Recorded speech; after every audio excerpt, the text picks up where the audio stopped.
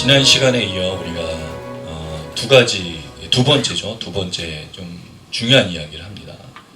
지난주에는 666에 대해서 저희가 잠시 살폈었고요.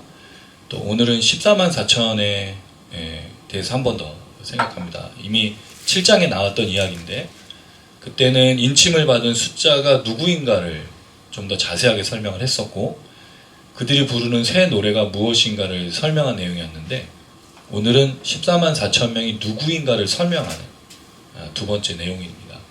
그럴 때 그들이 부르는 새 노래가 과연 무엇인가 다시 한번 좀 생각해 보게 될 때 그런 좀 생각이 들었어요. 주중에 이제 어떤 제가 존경하는 교수님께서 지금 이제 구원 조직신학 교수님이시죠. 그 교수님이 구원론에 관련된 책을 쓰시는데 잘 풀리지 않는다라고 말씀하시면서 여러 가지 작업을 하는데 이제 기독교의 용어들이 있죠.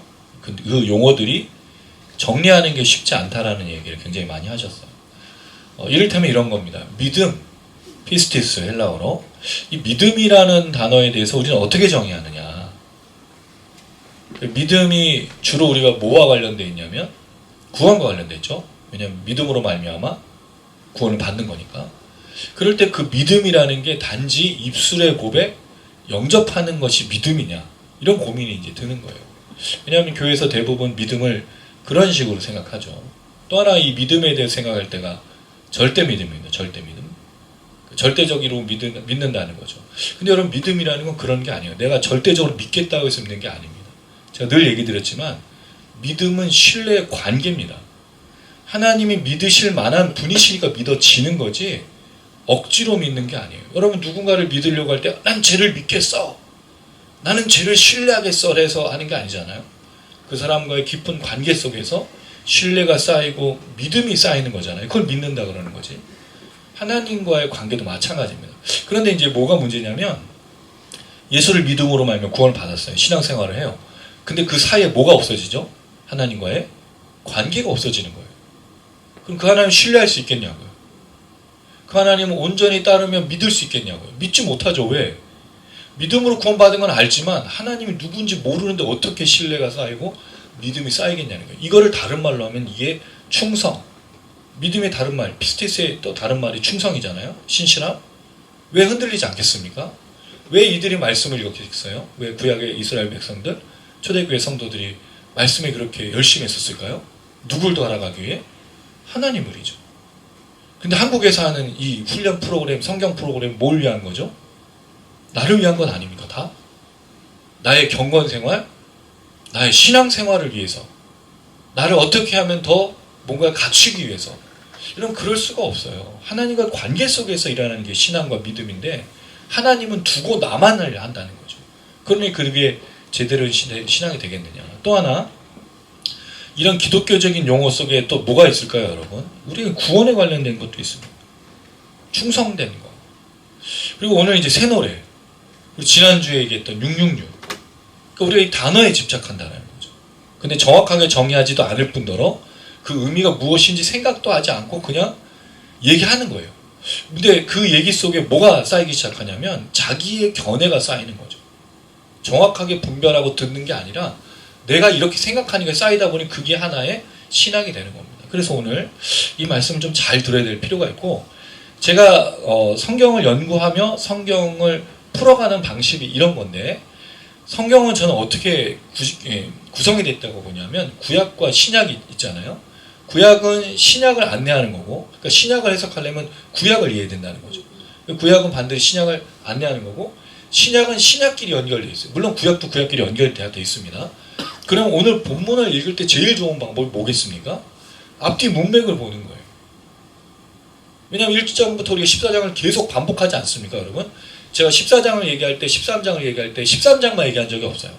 1장, 2장, 5장 계속 앞뒤로. 왜냐하면 다 연결이 되기 때문입니다. 그러니까 이거를 하나를 통합하는 거죠.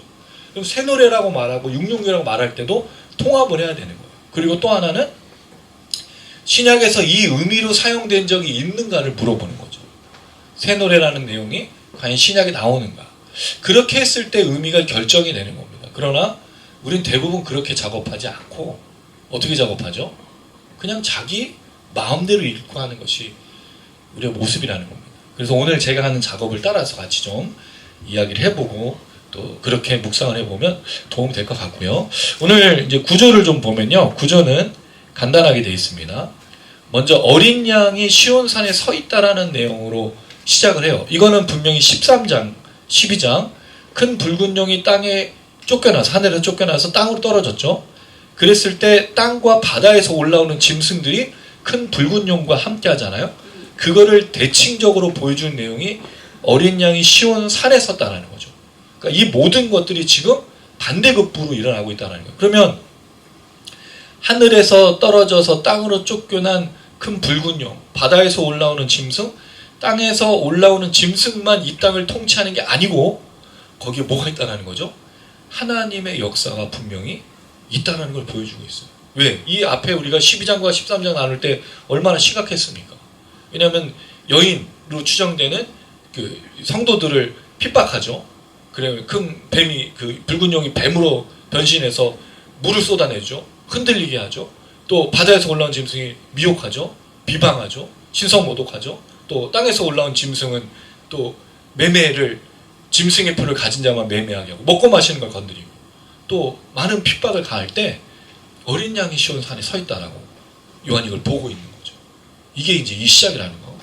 그 다음에 14만 4천이 그 어린 양과 함께 있는다. 이게 이제 사실은 7장하고 조금 구별되는 내용인데 제가 드린 그림에 보시면 7장하고 14장을 비교하는 게 있죠. 그건 좀 이따가 보도록 하고요. 그 다음에 하늘의 소리가 들리고 검은 곳 하는 소리와 함께 14만 4천이 부르는 새 노래가 나타납니다. 근데 새 노래는 여기서는 등장하진 않고 여기서 강조하고 있는 건 새 노래를 부르는 자가 과연 누구냐. 그게 4절에서 5절에 14만 4천이 과연 누구인가를 말해주는 거예요. 근데 이건 또 누굴 말하고 있느냐면 진정한 성도가 과연 누구인가를 말해주는 겁니다. 내가 정말 예수를 믿고 있고 내가 구원받은 사람이고 내가 정말 신앙생활을 하고 있다면 이걸로 점검하는 거죠. 나는 과연 진짜 14만 4천에 들어가는 사람인가? 나는 그 구원받은 백성인가를 오늘 말씀으로 사실 우리가 생각해 봐야 된다는 겁니다. 자, 이제 이 구조를 가지고 오늘 본문을 좀 생각해 보도록 할게요. 자, 먼저 1절을 한번 읽어보겠습니다. 다시 한번 1절 읽어봅니다. 시작. 또 내가 보니 보라 어린 양이 시온산에 섰고 그와 함께 14만 4천이 서 있는데 그들의 이마에는 어린 양의 이름과 그 아버지 이름을 쓴 것이 있더라. 자, 여기 또 제가 중요하게 여기는 게 뭐냐면 접속사예요. 한글 성경은 접속사를 주로 잘 다루지 않는다 그랬죠. 근데 헬라 성경 또 그리스어 이 성경은 접속사를 굉장히 중요하게 다루고 있습니다. 여기에 이제 그냥 또라고 되어 있어요. 또 물론 이제 카이라고 하는 접속사가 또한 그러나 그리고 뭐 그러므로 여러 가지 의미를 갖고 있는데 또라고 말한다는 게 저는 좀 마땅치 않다고 봐요. 왜냐하면 지금 13장에 무슨 내용이 있었어요? 큰 붉은 용, 바다에서 나온 짐승, 땅에서 올라온 짐승이 지금 짐승의 표를 가진 자만 매매하게 하고 우상에게 절할 때만 살려줬잖아요. 이런 심각한 상황에서 또 본 게 아니지. 이걸 뭐로 번역하면 좋겠냐는 거예요. 그런데 네, 그렇죠. 이에 반하여 뭐 이런 식으로 강조해야 되는 거 아니냐 이거예요. 이게 너무 또 본 거야. 이게 보는 게 아닙니다, 여러분. 이 환상은 의도가 있는 거잖아요. 그럼 지금 이 땅에 쫓겨난, 근데 여러분 중요하게 여긴 게 그거라고 그랬어요. 이 큰 붉은 용과 바다에서 나온 짐승, 땅에서 올라온 짐승의 정체가 뭐라 그랬죠, 제가? 사단 마귀인데 하늘의 전쟁에서 패배해서 쫓겨난 자들이에요. 그쵸? 근데 땅에서는 어떻게 하고 있어요, 지금? 마치 자기가 이긴 것처럼, 통치하는 것처럼, 다스리는 것처럼 막 지금 세상을 휘어잡고 마치 자신의 권세로 먹을 걸 주고 나에게 경배해, 나에게 절을 해, 그럼 내가 너에게 권세를 줄게, 힘을 줄게, 너 어디에 앉아, 너 관직을 차지해, 이런 식으로 하고 있다는 거예요. 실제는 뭔데? 패배자인데, 이 땅에 쫓겨난 자인데, 그리고 그 끝이 뭐예요? 심판과 멸망 아닙니까? 근데 속이는 거지, 사람들 앞에. 내가 지금 전혀 그렇게 하늘에 쫓겨나고 패배한 자가 아니라 나는 마치 대단한 사람인 것처럼 의기양양. 여러분 이번 주에 우리가 보지 않았어요? 이게 사단 마귀의 전략이에요. 철저하게 자기의 패배를 숨기는 거예요. 뭐 이순신 장군이 말한 나의 죽음을 알리지 말라는 것도 아닌데 철저하게 속이는 거죠. 비방하는 거죠. 미혹하는 거죠. 마치 패배했고 마치 지금 굉장히 큰 심각한 일이 벌어남에도 싹 숨기고 아닌 것처럼 자기의 권세를 자랑하는 건데 잊지 말아야 됩니다. 그래서 여기서 그런데 그에 반하여 내가 보게 되었다는 거죠.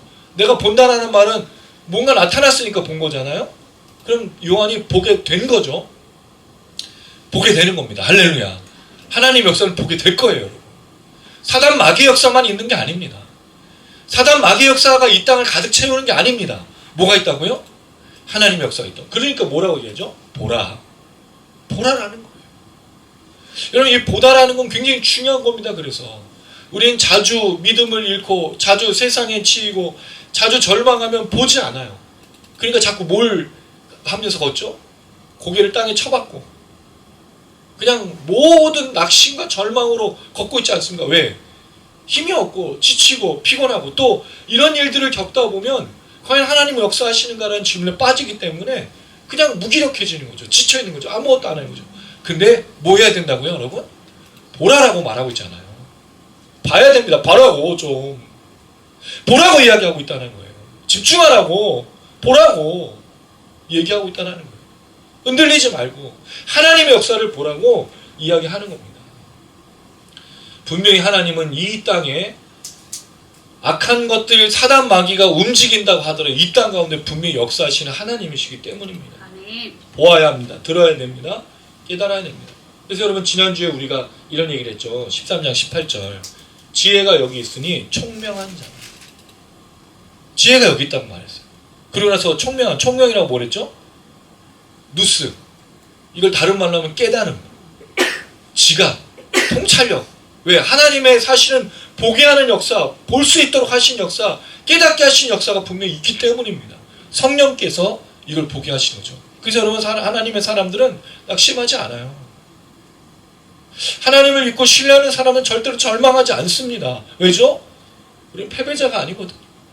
어린 양이 그 보좌 위에 죽으시고 부활하시고 승천하셔서 앉아 계시고 또 그를 믿고 이미 먼저 하나님 보좌 앞에 있는 사람들이 있고 이미 그렇게 성도들에게도 응답이 되어서 역사하고 있기 때문입니다. 그리고 우리도 그 길을 따라 분명히 그 두 증인처럼 부활하고 승천하여 하나님 보좌로 또는 그 주님이 임하시는 이 땅 가운데에서 그 임재를 경험하는 역사를 누리게 될 것입니다. 절대로 절망을 낙심하지 않죠. 대신에 뭐 해야 된다고요? 지혜가 여기 있으니 총명을 가지라는 거죠. 또 보라라는 거죠. 하나님의 역사를 볼 수 있어야 됩니다. 이 하나님의 역사가 기적과 이적과 내게 일어나는 어떤 것이 아니라 이 땅을 통치하고 다스리시는 하나님의 역사라는 걸 분명하게 이야기하고 있다. 그래서 보라라는 겁니다. 자, 그리고 나서 이 어린 양이 시온산에 섰다라고 되어 있는데 시온산은 한 번만 나와요. 시온이라는 이름은 등장하지만 시온산이라고 말하는 것은 처음 나오는 얘기입니다. 여러분 먼저 어린 양은 우리가 누군지 알고 있죠. 이거는 뭐 다시 말씀드리지는 않겠습니다.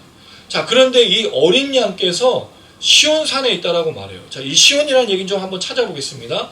열왕기하 19장 31절 웅집사님 한번 찾아주세요. 열왕기하 19장 31절 그 다음에 이사야서 4장 2절 3절은 주아가 이사야서 4장 2절 3절 그 다음에 요엘서 2장 31절 32절은 사모가 읽어주시고요. 그 다음에 우리 국간사님 오바댜서 1장 17절 21절입니다. 다시 불러드릴게요. 열왕기하 19장 31절 이사야서 4장 2절에서 3절 요엘서 2장 31절에서 32절 오바댜서 1장 17절 21절입니다. 예, 열왕기하부터 먼저 읽어주십시오. 열왕기하 19장 31절. 예. 남은 자는 예루살렘에서부터 나올 것이요 피하는 자는 시온산에서부터 나오리니 여호와의 열심히 이 일을 이루리라 하셨나이다 하니라. 예.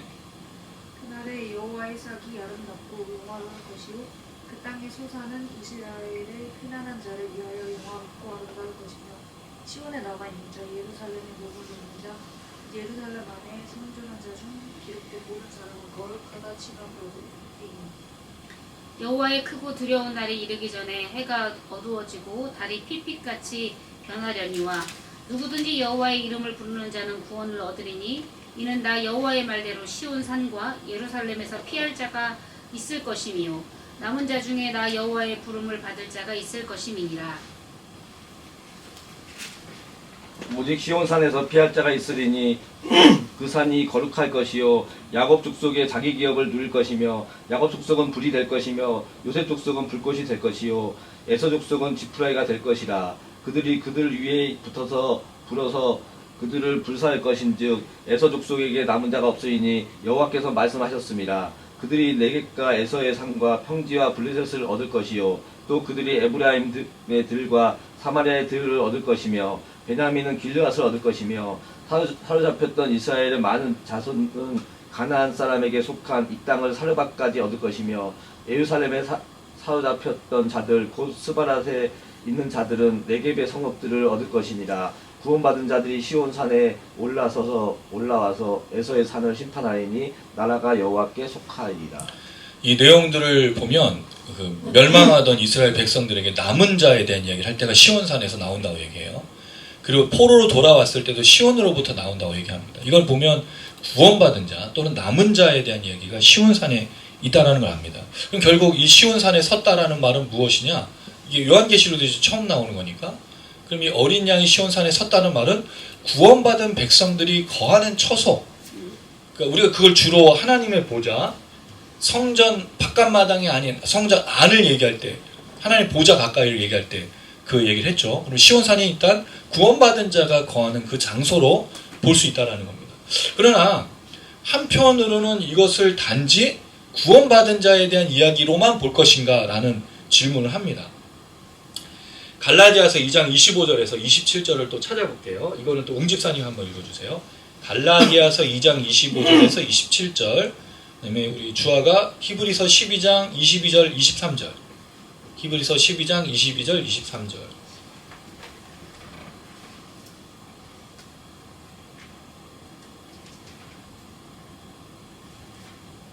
갈라디아서 2장 25절에서 27절.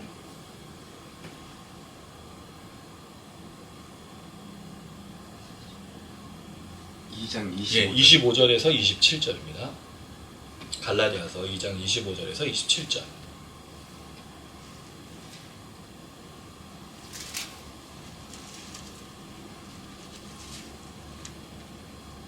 아, 2장이 아닌데요? 죄송합니다.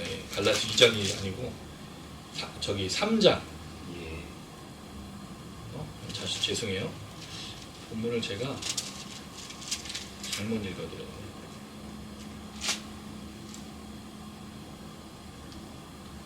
자, 일단 먼저 히브리서 읽어주시고요. 제가 갈라디아서 다시 불러드릴게요.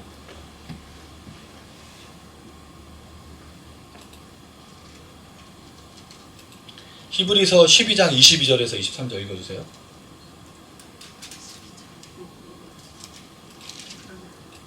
그러나 너희가 이룬 곳은 시온산과 살아계신 하나님의 구성이 하늘의 예루살렘과 천만천사와 하늘에 기록된 장자들의 모임과 교회와 만민의 심판자이신 하나님과 온전하게 된 그 네, 여기도 시온산과 하늘의 그 도성인 예루살렘이 나오죠.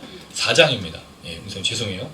갈라디아서 4장 25절에서 27절. 죄송합니다. 이 하같은 아라비아에 있는 신의 산으로서 지금 있는 예루살렘과 같은 곳이니 그가 그 자녀들과 더불어 종로를 타고 오직 위에 있는 예루살렘은 자유자니 곧 우리 어머니라. 기록된 바 잉태하지 못한 자여 즐거워하라. 상고를 모르는 자여 소리 질러 외치라. 이는 홀로 사는 자의 자녀가 남편 있는 자의 자녀보다 많음이라 하였느니. 예, 거기까지요. 예, 거기까지 읽으십시오. 일단 이 내용을 보면 구원받은 자에 대한 신약의 또 표현이 계속 나오죠. 예루살렘 또는 시온. 그러니까 결국 구원받은 사람들이 거하는 장소가 또 될 수 있고, 한편으로는 이 땅에 구원받은 사람들은 천국에 들어가기 전에도 여기서 뭐를 형성하고 있죠? 구원받은 하나님의 나라를 이루고 있다는 것. 이걸 생각해 보면 이 어린 양이 시온에 있다라는 말은, 시온산에 섰다는 말은 요한계시록 처음에 나온 얘기들과 종합해 볼 때 구원받은 사람들이 거하는 장소, 이미 죽어서 하나님 보좌 앞에 간 사람들의 장소도 되는 한편, 또 하나는 땅 위에 있는 성도들의 모임도 될 수 있다는 거죠. 그러니까 구원받은 성도들이 시온산에 모여 있는 것과 같이 이 땅에 하나님의 백성들이 구원받은 자들이 모여있는 그 장소로서의 시온산을 생각해 볼 수 있겠다는 거죠.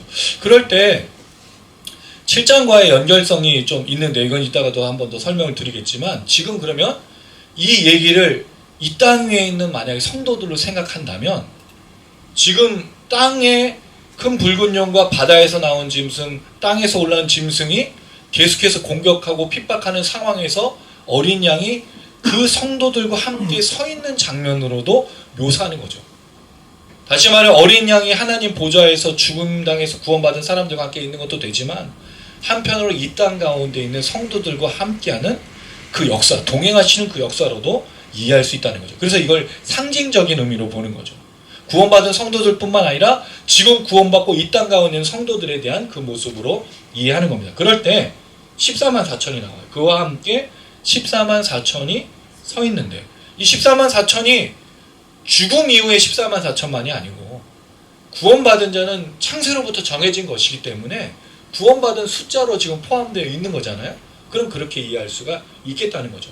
그래서 어린 양과 함께 시온산에 14만 4천이 서 있는데 이들에게는 이마에 어린 양의 이름과 그 아버지의 이름을 쓴 것이 있습니다. 이건 분명히 앞선 13장에 땅에서 올라온 짐승하고 대비가 되는 것을 알 수 있습니다. 왜냐하면 우상을 만들라고 하죠. 자, 그리고 나서 이 우상을 이렇게 얘기합니다. 16절, 13장 16절 한번 읽어보겠습니다.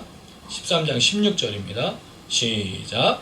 그가 모든 자, 곧 작은 자나 큰 자나 부자나 가난한 자나 자유인이나 종들에게 그 오른손이나 이마에 표를 받게 하고, 여기 오른손과 이마에 표를 받게 했죠. 짐승의 이름이 새겨지는 거예요. 그런데 여기서 24만 4천은 어디에 기록이 된 겁니까? 어린 양의 이름과 그 하나님의 이름이 그 이마에 기록된, 오른손에라는 말이 없는 이마에 인침을 받은 것으로 나타나고 있죠. 분명히 이걸 대조하기 위해서 썼다는 거예요. 그러면 시온산이 단순히 하늘에 있는 보좌만 말하는 것이겠는가? 그렇지 않다는 거죠. 땅에 하나님의 통치와 하나님의 구원받은 사람들이 서 있는 그 환상의 장면을 통해서 뭘 증명하는 거죠? 하나님이 그들과 함께 계심을, 이미 죽으셨던 어린 양이 그들과 함께 있음을 나타내주는 환상이 분명히 될 것이다. 이 대조를 통해서 생각해 볼 수 있다는 겁니다. 자, 여기서 제가 첫 번째로 드렸던 그 표를 한번 보시면 7장 1절에서 17절과 14장 1절에서 5절의 그림 그거를 잠깐 참조해 보시면 좋겠습니다. 7장에도 여러분 우리가 14만 4천 명을 이미 살펴봤었어요. 기억나십니까? 그래서 이스라엘에서 인침을 받은 숫자로 해서 유다로부터 해가지고 12,000명씩 12지파가 14만 4천 명 되는 것을 기억할 것입니다. 그 숫자.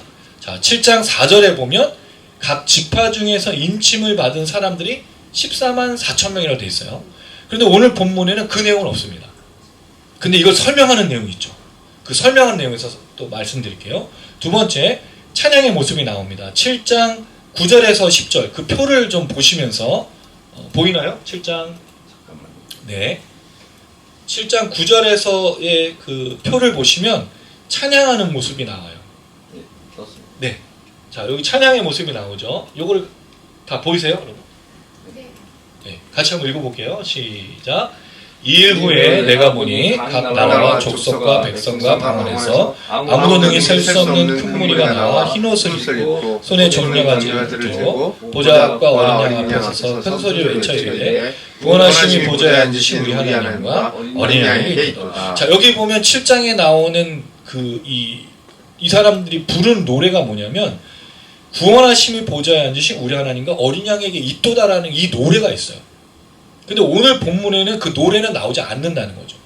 대신에 3절을 보시면, 이제 좀 이따 읽겠지만 3절에 보시면 새 노래를 불렀다라고 되어 있고 속량함을 받은 14만 4천 명이라고 설명하고 있는 거. 그렇게 볼 수 있습니다. 그 다음에 설명이 다음에 내용에 보면 하나 좀 올려주시면 14절에 보시면 이 사람들이 누구냐? 큰 환란에서 나오는 자들이라고 설명하고 있어요. 그렇죠? 근데 사실 7장에서는 큰 환란이 무엇인지 정확하게 나타나지 않았어요. 대신에 6장에 그 성도들이 죽임을 당해 산의 말씀과 어린 양의 피를 증거함으로 인해서 순거당한 사람들이 등장한 걸 보면 그것이 큰 환란이라고 할 수 있는데 오늘이 사실은 이 14장의 큰 환란이 더 자세하죠. 왜? 큰 붉은 용, 바다에서 나온 짐승, 땅에서 올라온 짐승이 어떤 핍박을 했는지 알기 때문에. 근데 오늘 본문엔 또 이 내용은 없고 오늘 본문은 뭐라고 설명하냐면 4절에서 5절을 보면 먼저 그 이름에 이마에 이름이 있는 것과 여자와 더불어 더럽히지 아니하고 순결하고 따라가는 자고 또 처음 익은 열매고 거짓말이 없고 흠이 없는 자더라. 이게 오늘 14만 4천 명의 설명이에요. 자, 그럼 여러분 7장과 14장을 비교해 보면 7장은 좀 뭔가 기초적인 또는 어떤 걸 제한하는 그런 이런 사람들이 14만 4천 명이야 라고 한다면 오늘 본문은요 구체적이라는 거죠. 어떤 거에 구체적이에요? 땅에 사는 그 모든 상황에서의 구체적으로 14만 4천 명이 누구인지를 설명하고 있다는 거죠. 사실 여기가 더 중요한 게 7장은 이스라엘 지파 중에서 우리가 살펴본 거잖아요. 근데 오늘 본문은 땅에서 그에서 구원받은 속량함을 받은 사람이 누군가를 설명하는 내용이기 때문에 우리에게 더 와닿는 거죠. 이게 사실은 진짜 그리스도인 누가 예수 믿는 사람이냐를 말해주는 것이기 때문입니다. 자, 또 7장과 14장을 또 보시면 보상이라는 부분이 달라요. 7장에서는 줄이지도 않고 목마르지도 않고 뜨거운 기운을 사오지도 않고 보좌 가운데 계신 어린 양이 생명수 샘을 인도하시고 눈물을 닦아주신다. 근데 오늘 본문에는 보상이 없어요. 똑같은 14만 4천인데 내용이 차이가 있다는 거죠. 그럼 오늘 14만 4천 명이 왜 보상이 없을까? 보상이 사실 정확하게는 없는 건 아닙니다. 인도하든지 따라가는 자매라고 하는 4절에 나타나는데 이 14장이 이제 최후의 심판과 전쟁으로 나아가는 것이기 때문에 그 설명이 생략된 것으로 보여요. 중요한 것은 땅에 일어나는 전쟁, 마지막 전쟁, 최후의 그 전쟁에 성도들이 과연 무엇을 해야 되느냐를 분명히 보여주는 게 14장이라는 거죠. 어떤 성도가 되느냐, 이 마지막 때, 이 종말의 때 어떤 성도로 살아갈 것인가를 보여주는 것이기 때문입니다. 그렇게 이 두 가지를 좀 비교해 보면 될 것 같고요. 자, 2절을 한번 읽어보겠습니다. 2절 말씀 14장 2절입니다. 읽겠습니다. 시작. 내가 하늘에서 나는 소리를 들으니 많은 물소리와도 같고 큰 우레소리와도 같은데 내가 들은 소리는 검은 고 타는 자들이 그 검은 고를 타는 것 같더라. 자, 그때 이 요한이 이제 본 게 이거예요. 그 다음에 이제 그가 뭘 듣냐면 하늘에서 나는 소리가 있습니다. 여러분 주로 하늘에서 나는 소리는 뭐와 관련되어 있었죠? 하나님과 관련된 소리였어요. 특별히 이것이 많은 물소리 같다라고 말한 걸 보면 1장 15절의 이야기입니다. 1장 15절을 제가 읽어드리면 그의 발은 풀무불에 단련한 빛난 주석 같고 그의 음성은 많은 물소리와 같으며 누구를 말할 때냐면 죽임당하신 어린 양 예수 그리스도가 많은 물소리였어요. 자, 그러면 질문이에요. 이 하늘의 소리 많은 물소리는 예수가 말한 것인가? 죽임당 어린 양이 말한 것인가? 그러긴 좀 어려운 게 어린 양은 지금 시온산에 14만 4천 명과 함께 서 있는 건데 하늘의 소리로 들린 건 아닌 것처럼 보여져요. 왜냐하면 오히려 땅에 시온산이 마치 땅에서 구원받은 백성들 속에 임하시는 거로 본다면 이거는 그 예수가 말하는 건 아닌 것처럼 보입니다. 자, 그 다음에 두 번째가 우레소리가 나타나요. 큰 우레소리는 계시록 4장 5절에 나타납니다. 여기는 보좌로부터 번개와 음성과 우레소리가 나고라고 되어 있어요. 그럼 보좌로부터 났다는 말은 누가 말한 것처럼 보이죠? 하나님 또는 천사들. 그럼 이게 또는 하나님이 말씀하신 거냐 천사가 말하는 거냐 라고 이제 생각해 볼 수 있는데 그렇게 보기는 좀 어려운 게 검은 거가 나오기 때문에 많은 물소리가 무슨 소리와 같다 그랬죠? 우레소리 같고 그 다음에 검은 고 타는 소리가 나요. 자, 그럼 검은 고 타는 소리는 어떤 거냐? 요한계시록 5장 8절을 한번 읽어보겠습니다. 요한계시록 5장 8절. 이게 여러분 그냥 쓰인 게 아니에요. 이게 연결된 거라는 걸 너무 잘 본문들이 다 연결된 걸 설명해 주고 있어요. 요한계시록 5장 8절 읽어보겠습니다. 시작. 그 두루마리를 취하심에 내 생물과 24장로들이 그 어린 양 앞에 엎드려 각각 검은 고와 향이 가득한 금대접을 가졌으니 이 향한 성도의 기도드리라. 자, 여기서 이제 검은 고가 나와. 우리는 뭐 진짜 그 검은 고가 아니죠. 하프. 우리랑 달라요. 우리나라 검은 고로 했을 수도 있지. 길쭉한 걸로. 뭐 각 나라의 검은 고를 갖고 있을 수는 있는데 24장로니까 24개의 검은 고를 다 각각 들었을 수 있는데 어쨌든 간에 여기 검은 고가 나와. 검은 고는 24장로가 들은 것 같고요. 뒤에 금대접은 누가 가진 것 같냐면 아니요. 성도들이 가는 게 아니죠. 내 생물이 가지고 있는 것 같아요. 왜? 천사들이 그거를 금대접으로 바꿔서 땅에 쏟아내잖아요. 그러니까 검은 고는 24장로들이 대접은 그 성도들의 기도가 담긴 대접은 그 내생물이 가진 것처럼 보이는데 검은고를 지금 24장로들이 타고 있는다는 얘기잖아요. 그리고 5장 9절을 한번 읽어볼까요, 여러분? 이게 그래서 왜 이 14장과 연결이 또 되느냐? 5장 9절 한번 읽어볼게요. 시작. 그들이 새노래를 불러이르되 두루마리를 가지시고 그 인공을 떼기에 합당하시다. 일찍이 죽임을 당하사 각 족속과 방언과 백성과 나라 가운데서 사람들을 피로 사서 함께 들으시고. 여기 뭐가 나와요? 새노래가 나와. 그리고 오늘 14장에도 새노래가 나와. 그럼 이 하늘에서 나는 많은 물소리, 큰 우레소리, 검은 고 타는 소리는 누구의 소리 같으세요? 24장로가 하는 것처럼 보인다는 거죠. 그런데 이때는 24장로들이 검은 고를 타진 않았어. 검은 고를 들고 있었죠. 대신에 24장로들은 뭘 불렀어요? 새노래를 불렀어. 근데 14장에는 놀랍게도 이 검은 고 타는 소리가 누구가 타는 것처럼 보이냐면 성도들이 타는 것처럼 보여요. 자, 다시 정리할게요. 5장은 24장로는 검은 고를 갖고 있는데 노래를 물론 검은 고 타면서 불렀겠죠. 근데 설명만 본다면 24장로는 검은 고를 갖고 있고 노래를 불렀어. 근데 오늘 새 노래를 부르는 14만 4천 명은 검은 고를 타. 그러니까 새 노래가 지금 전염이 돼서 또는 배워서 14만 4천 명이 부르는 노래가 된 거죠. 그래서 오늘 이 얘기를 해요. 3절. 이 노래를 배울 자가. 왜 배울 자라고 말했을까? 이 노래를 부를 자가 없다라는 말이 맞는 거 아니에요? 원래는요? 근데 배울 자라고 그랬어. 14만 4천 명이 누구한테 이 노래 배운 거예요? 24장로한테 배워서 검은 고도 타면서 노래를 부르는 거죠. 이 정황상. 진짜 그랬는지 아닌지는 정확하진 않아요. 제가 이 모든 문맥 연결해 봤을 때. 근데 그럴듯하지 않습니까, 여러분? 안 그럴듯해요, 안 그럴듯해. 뭐라고 설명을 해도 뭐 반응도 없고 모르겠습니다. 근데 그럴듯하지 않아요, 여러분? 24장로 검은 고도 타고 노래를 부르다가 새 노래를 이제 14만 4천 명이 알려줬어요. 왜냐면 7장에 14만 4천 명이 나오니까. 근데 그 사람들이 지금 보니까 노래를 배워서 이제 시온산에서 노래를 부르고 있는 그 광경이 지금 펼쳐지고 있는 거예요. 그러면 여러분 사실은 중간중간 심판과 왜냐면 그 일곱인을 떼는 것, 그 다음에 그 금대접 나팔 그 재앙까지 보면 심판과 재앙이 있어요, 땅에. 그리고 계속 전쟁이 있고 미혹이 있고 또 핍박이 있어요. 근데 그 사이에 뭐가 있죠? 노래가 있고 찬양이 있고 경배가 있고 하나님의 역사가 있다는 거예요. 우리가 놓치면 안 된다는 거죠. 왜냐하면 핍박 가운데 계속 거하다가요. 여러분 사실 그렇지 않습니까? 우리가 안 좋은 일이 계속 생기면 노래 부를 일이 있어요. 내가 너무 힘들면 노래가 나와요. 맨날 인생은 왜 이래, 내 삶은 왜 이렇게 절망하잖아요. 근데 그렇지 않다라는 걸 보여주고 있죠. 핍박과 박해 가운데 뭐가 있습니까? 하나님의 역사가 있어요. 그러니까 뭐 하라고요? 아까 말했듯이 보라. 그리고 뭐 하라고요? 새 노래를 부르라고요. 노래를 부르라고 말해요. 노래방 가서 노래 부르라는 얘기 아니죠. 새 노래를, 찬양을 놓치지 말고 이 핍박과 박해의 세대 속에서 어린 양과 함께하는 14만 4천, 나와 함께하는 어린 양, 나와 함께하는 예수 그리스도, 나와 함께하는 성령과 함께 찬양의 역사로 나아가라. 왜? 보면 하나님의 역사가 있으니까.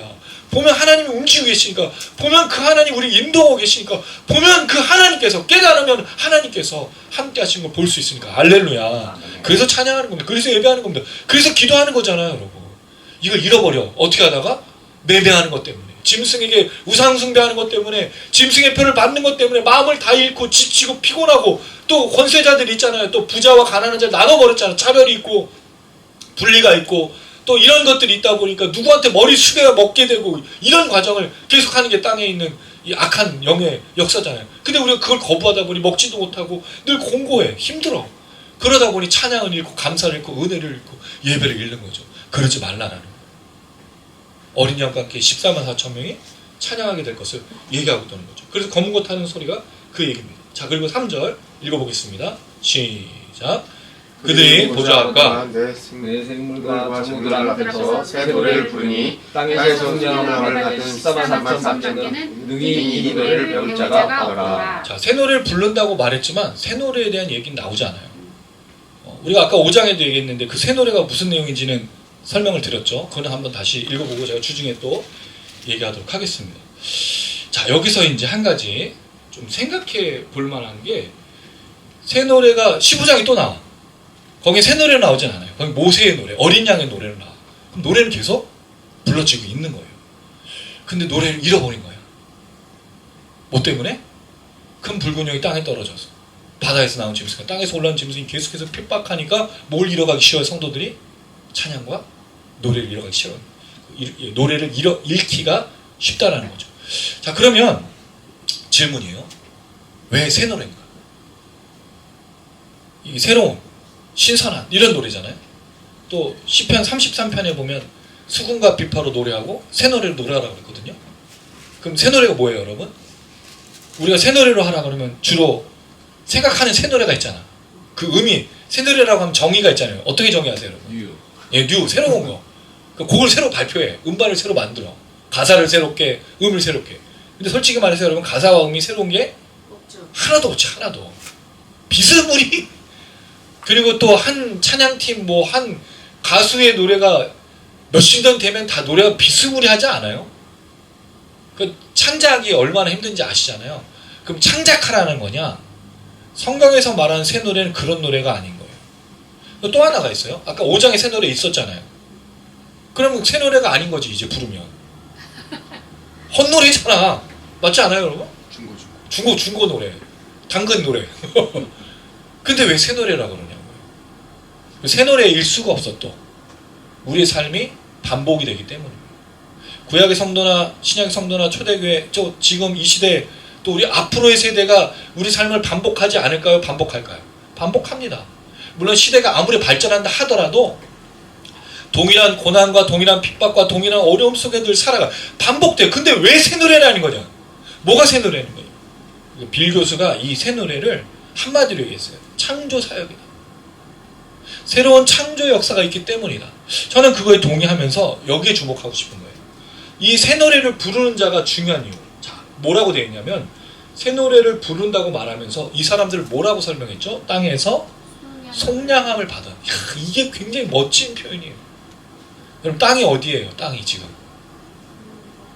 하늘과 땅을 비교했죠. 하늘과 바다를 비교했죠. 이건 요한계시록 계속 나와요. 그리고 네 생물 또 네 천사, 바람을 잡고 있었던 네 천사 기억나십니까?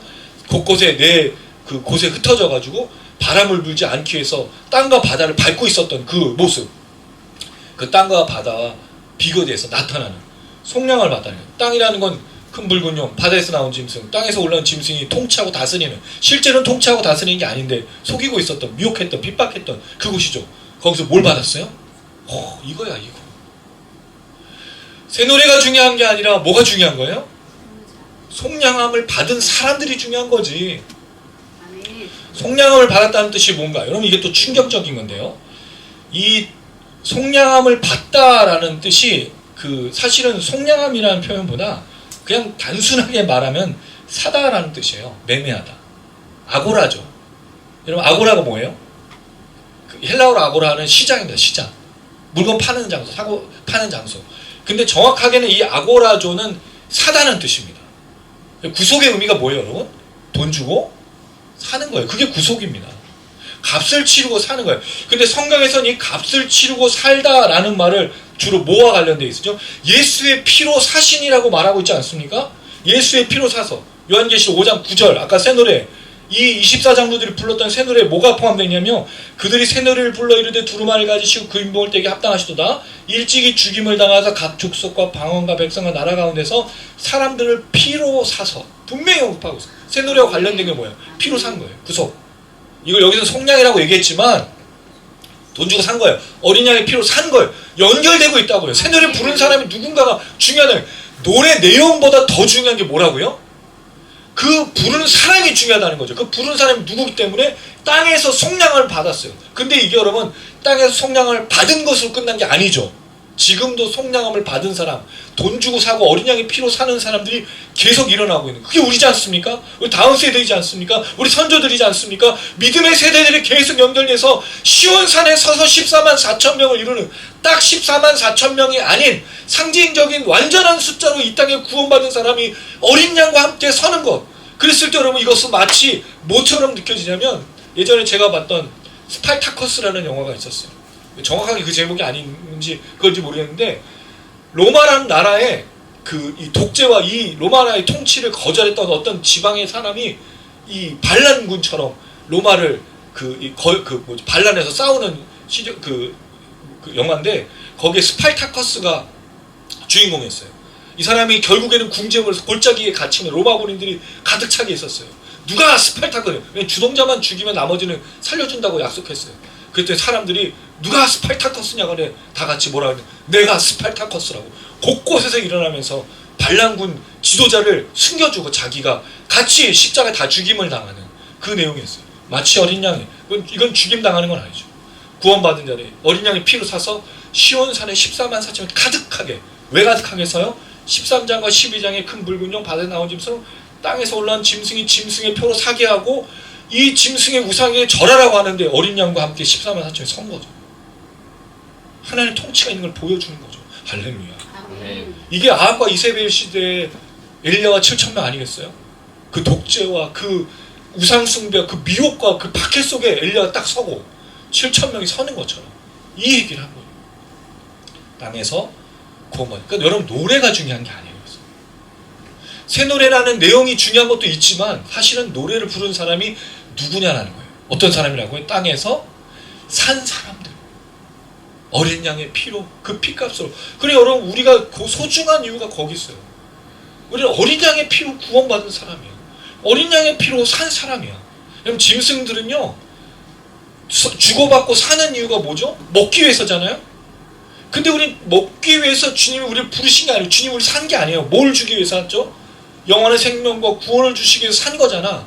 그래서 이 사나라는 표현이 굉장히 중요해요. 이건 제가 주중에 묵상으로 조금 더 깊이 드릴게요. 고민해 보시고 묵상해 보세요. 우리가 구원받았다, 성령받았다는 의미가 과연 뭐겠느냐. 짐승의 13장에는 짐승이 사고 파는 이 사다라는 것을 뭐로 쓸 수 있죠? 먹는 거예요. 먹는 거. 먹어야 사는 거잖아요. 근데 이 14장은 뭘 보여주고 있어요? 구원을 받아야 사는 거라고 말하고 있어요. 먹는 게 사는 게 아닌 거예요. 생명과 영원한 것들을 얻어요. 왜? 이게 요한계시록 마지막 장이잖아요. 마지막 때이잖아요. 그럼 마지막 심판 속에서 멸망 속에서 진짜 생명이 뭐예요? 먹는 것이 생명이 아니라 영적인 생명, 예수를 먹고 예수의 피로 사는 이 구원의 속량이 있어야만 진짜 사는 것이라고 분명히 말하고 있다는 거죠. 왜? 핍박의 세대.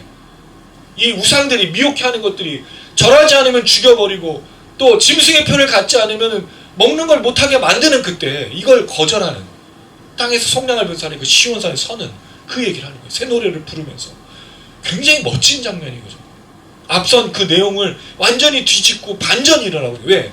땅에는 지금 이 암흑의 세대, 미혹의 세대, 더럽고 추악한 악한 영이 막 가득하고 우상에 절하게 하고 절하지 않으면 죽여버리고 짐승의 표가 없으면 아예 먹고 살지도 못하게 하는데 어린 양과 함께 시온산에 14만 4천이에요. 어린 양의 피로 구원받고 영원한 생명을 소유한 자들이 당당하게 서서 요한계시록 2장에 3장에 7교회 성도들이 그렇게 핍박의 세대 속에서 복음을 지키고 생명을 지켰던 거죠. 말씀을 지켰던 거죠. 그 모습을 지금 너무 잘 보여주고 있는 거죠. 그리고 여러분 뒤에 6절부터 18절에 14장 나머지 내용에 세 천사가 나와. 마치 큰 붉은 영, 바다에서 나온 그 이 짐승, 땅에서 올라온 짐승이 핍박을 하는 것처럼 이 천사들이 어떻게 구원의 역사를 이루는지를 대조해서 또 보여줘. 그러니까 13장, 12장과 13장이 14장과 대조가 되고 있는 거죠. 성경은 이렇게 쓰였어요.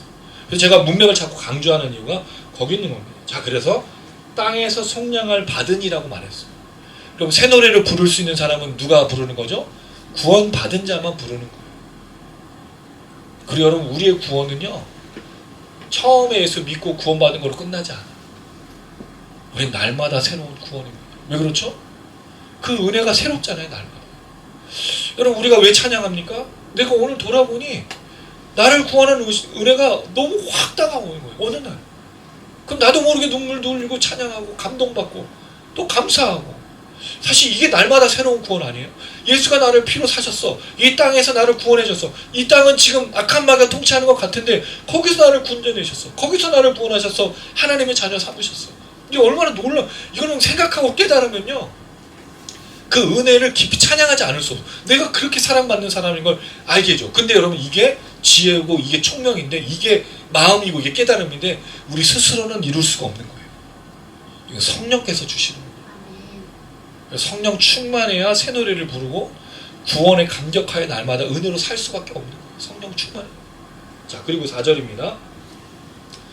4절 읽어보겠습니다. 시작. 이 사람들은 여자와 더러 더럽지 아니하고 순결한 자라 어린 양이 어디로 인도하든지 따라가는 자며 사람 사람 가운데서 가운데서 숙명을 받아 처음 읽은 열매로 하나님과 어린 양에게 속한 자들이니. 자, 여기 보면 땅에서 속량함을 받았다는 말을 한 번 더 설명을 해줘요. 14만 4천 명이 누구고 새 노래를 부르고 배울 자가 누군지를 설명해 주는데, 첫 번째, 여자와 더불어 더럽히지 아니함. 이게 좀 논란이 되기도 합니다. 문자적으로 보면 결혼을 거부하는 것처럼 보여요. 왜죠? 여자와 더럽히다라는 말이 무슨 뜻이겠어요? 여자와 관계를 맺는다는 거잖아요. 성적인 관계를 맺는다는 거잖아요. 자, 그랬을 때 결혼하지 않는 남자 집단을 문자적으로 말하는 것이다 라고 생각을 해보는 거죠. 마태복음 19장 12절 이렇게 얘기하십니다. 어머니의 태로부터 된 고자도 있고 사람이 만든 고자도 있고 천국을 위하여 스스로 된 고자도 있도다.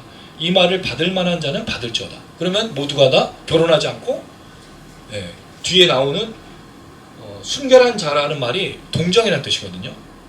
처녀, 동정.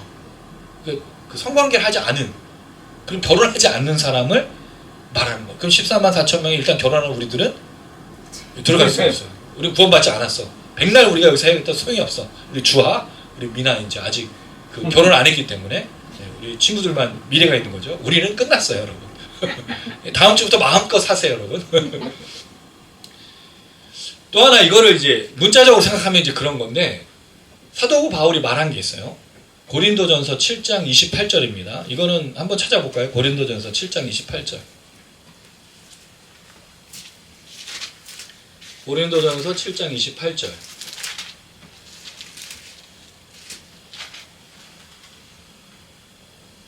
읽어보겠습니다. 시작. 그러나 장가가도 죄 짓는 것이 아니요 처녀가 시집가도 죄 짓는 것이 아니는데 이런 이들은 육신이 고난이 있으니 나는 너희를 아끼노라. 사도 바울은 결혼하지 않았지만 결혼해도 괜찮고 결혼하지 않아도 괜찮다고 했어요. 어떤 것도 죄가 되지 않는다. 그럼 여러분 우리는 일단 다음 주에 나와야 돼요. 왜냐하면 우리 이제 결혼하고는 상관이 있는 문제가 아니라는 거예요. 그러면 문자적으로 보면 이 여자들이 복수형으로 나타나요.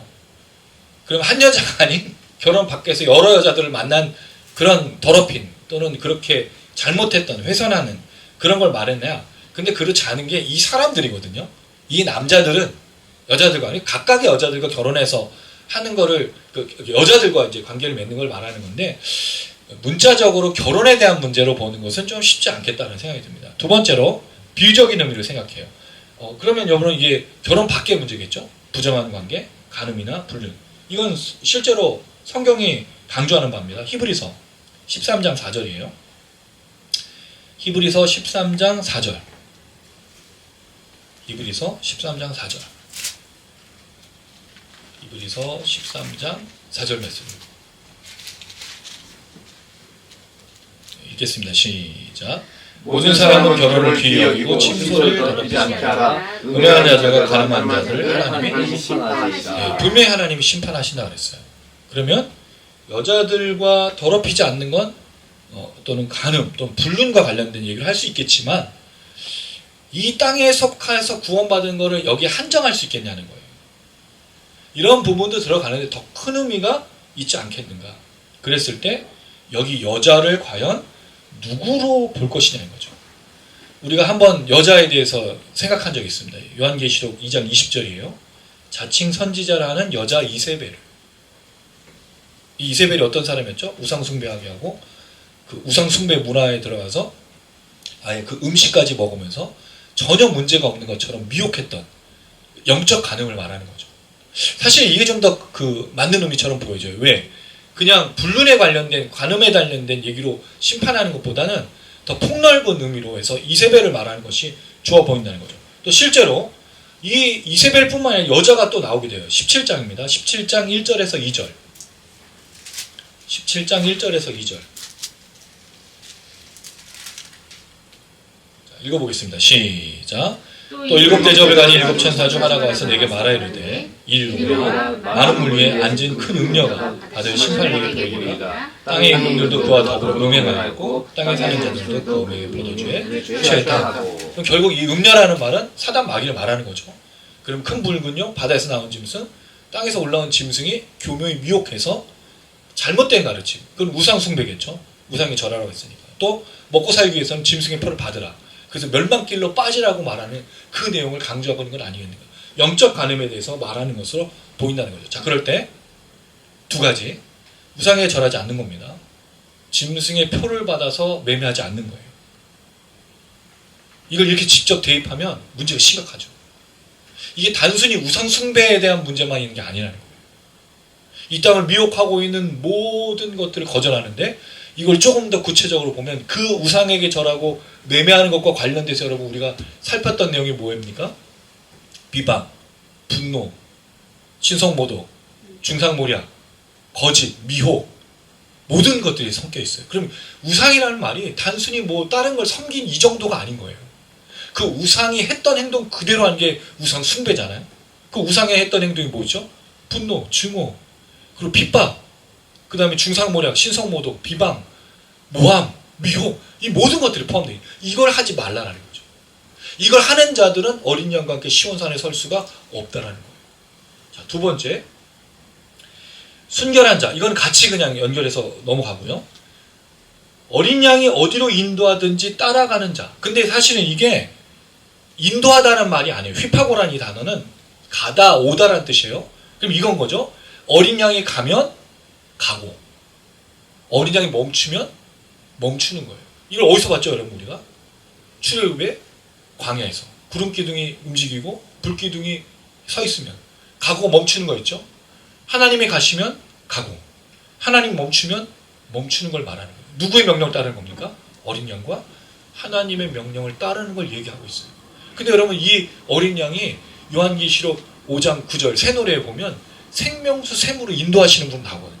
결국 천국을 향해 하나님의 나라를 향해 걸어가니까 믿음의 걸음, 천국을 향한 걸음, 하나님의 나라를 향한 걸음을 멈추지 말 것을 이야기하는 거죠. 왜냐하면 누구를 따라가느냐가 그 사람의 인생에 결정되는 건 아닙니까? 내 앞서서 가는 사람이 땅에서 올라온 짐승과 바다에서 나온 짐승과 큰 붉은 용이면 여러분 우리가 어디로 가요? 멸망길로 가는 거예요. 심판의 길로 가는 거예요. 근데 그게 어린 양이고 그게 하나님이시라면 우리는 어디로 가는 거죠? 구원의 길, 인침받은 길, 생명의 길로 가는 거예요. 누굴 따라가고 있냐는 거죠. 누가 내 앞서가고 있는지를 살피라는 거예요. 여러분의 지도자, 여러분을 이끄는 사람, 여러분의 모든 것들을 인도하고 있는 것이 뭐냐라는 거예요. 그게 우상과 그게 짐승이 먹는 매매라고 한다면 거절하라는 거죠. 따르지 말라라는 거죠. 그것이 핍박이라 할지라도 그것이 어려움이라 할지라도 어린 양을 따라서 걷고 있느냐를 말하고 있다는 거예요. 사실 오늘이 종려주일입니다. 예수께서 예루살렘에 입성한 날이에요. 사람들이 막 흔들면서 제자들이 그 길을 만들어뒀죠. 근데 제자를 포함한 많은 사람들이 그 뇌물에 넘어가서 예수를 십자가에 못 박아요. 뭘 하고 있는 거예요? 우리 누굴 따라가고 있는 거예요? 우리는 그 따라감의 끝에 뭘 지금 하고 있느냐? 이 얘기를 하고 있는 거죠. 특별히 이게 마지막 때에는 왜 중요하죠? 잘못 따라간 길의 끝에 심판과 멸망이 있기 때문이에요. 그래서 늘 분별하고 깨어 있어야 돼요. 내가 따르고 있는, 내가 미혹되고 있는지, 내가 정말로 하나님의 은혜를 따라가고 있는지 뭐 하라고요? 지혜가 여기 있으니, 인내와 믿음이 여기 있으니 깨닫고 또 바라보고 분별하라고 얘기해요. 분별하지 않으면요 내가 어디로 가는지 몰라요. 여러분. 내가 앞사람만 따라가고 있는데 놓친다는 거예요. 여러분 그게 우리 아이들이 미아가 되는 거 아닙니까? 그 수많은 그 아이들이 미아가 된 적이 있었죠. 언제요? 놀이공원 가면 내가 엄마 아니고 아빠인 줄 알고 갔는데 놓친 거예요. 그래서 미아가 되잖아. 똑같은 거예요. 여러분. 누굴 따라가고 있는지 이 얘기입니다. 어린 양이 가면 나도 가고 어린 양이 멈추면 나도 멈추는 거. 그럼 나는 어린 양을 따르고 있는지를 분별해야 된다는 거죠. 그다음 한 번 또 나와요. 사람 가운데서 속량을 봐. 또 한 번 또 나와. 아까는 뭐였어요? 땅에서. 지금은 사람들 속에서. 왜냐하면 이 사람을 뭐로 얘기하고 있는 거죠? 모든 사람들 속에서 말하고 있는 거 아니겠습니까? 처음 익은 열매. 이 표현은 사실은 굉장히 중요한 겁니다. 처음 익은 열매라는 말은 예수를 믿는 역사들이 계속해서 일어날 거예요. 한 가지 이것만 좀 정리하고 넘어가는데 구원은 알곡들이잖아요. 심판은요 쭉정이야. 쭉정이는요 처음 익은 열매, 나중에 익은 열매가 없어. 쭉정이는 다 불에 태우지. 근데 열매는요 첫 열매, 그 다음 열매가 또 있어요. 이게 너무 놀라운 표현이에요. 예수를 믿는 자들은 다 처음 열매예요. 그리고 그 처음 열매가 또 다른 열매를 만들어내.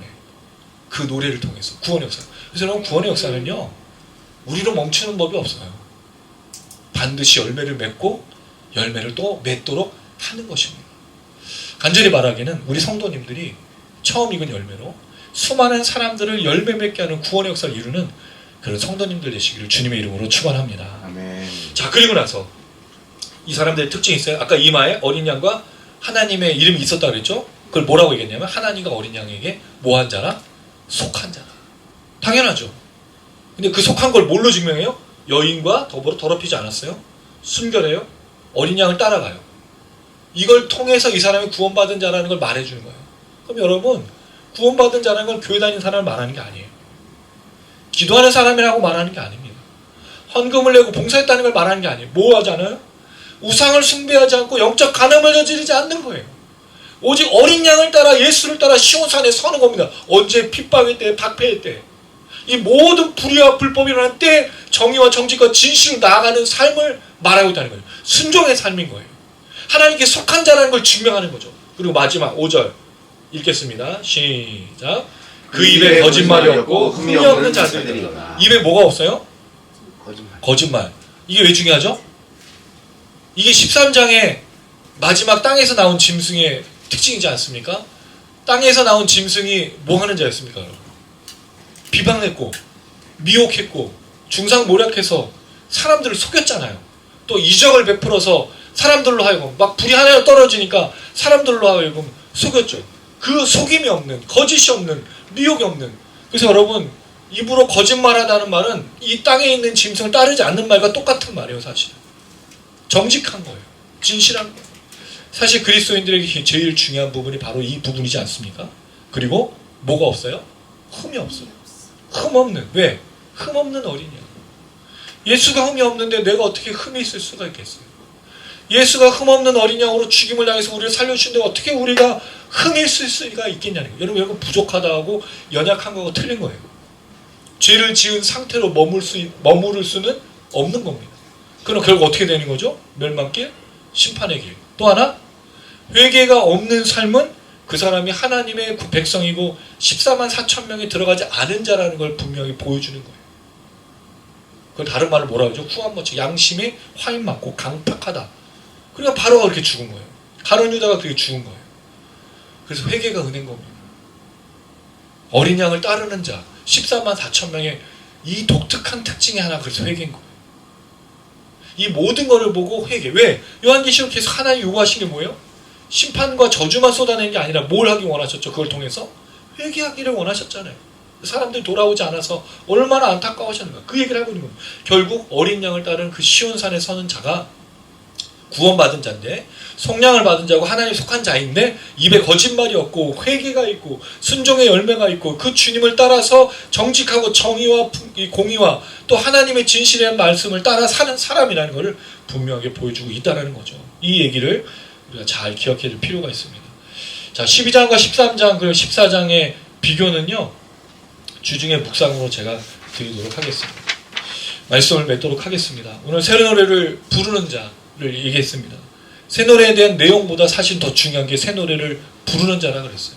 근데 여기에 제일 핵심적인 것은 예수 그리스도를 통해서 구원받은, 그 피로 사심을 받은 구원받은 자라는 걸 분명히 설명했는데, 그 구원받았다는 게 믿음으로 구원받아서 교회 성도가 됐다는 게 아니라 실제적으로 뭘 하는 사람인지를 너무 잘 설명하고 있다는 걸 기억해야 된다는 거죠. 그 첫 번째가 여자들과 함께 더불어 더럽히지 않은 것, 순결한 자라는 것, 어린 양이 어디로 인도하니 따라가는 자라는 것, 처음 익은 열매로 속한 자라는 것, 입에 거짓말이 없고 흠이 없는 자라는 걸 분명하게 기억하면서 날마다 어린 양을 따라 이 미혹의 시대 속에서, 이 비방과 중상모략과 신성모독의 세대 속에서 어린 양과 함께 시온산에 서서 넉넉히 걸어가는, 승리하는 우리 모든 성도님들 되시기를 주님의 이름으로 축원합니다. 아멘.